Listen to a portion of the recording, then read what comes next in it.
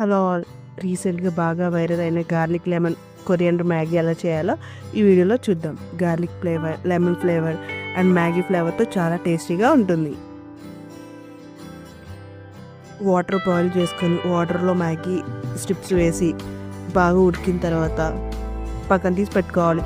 తర్వాత కడాయి తీసుకొని ఆయిల్ వేసి పచ్చిమిర్చి, వెల్లుల్లిపాయలు, ఉప్పు, కారం, పసుపు వేసి బాగా ఫ్రై చేసుకోవాలి.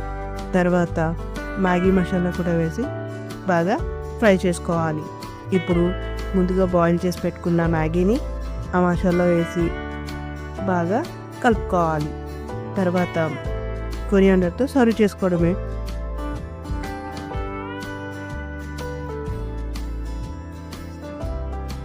చూసారు కదా, చాలా సింపుల్ ప్రాసెస్. మీరు కూడా ట్రై చేసి మీకు ఎలా అనిపించిందో కామెంట్ చేయండి.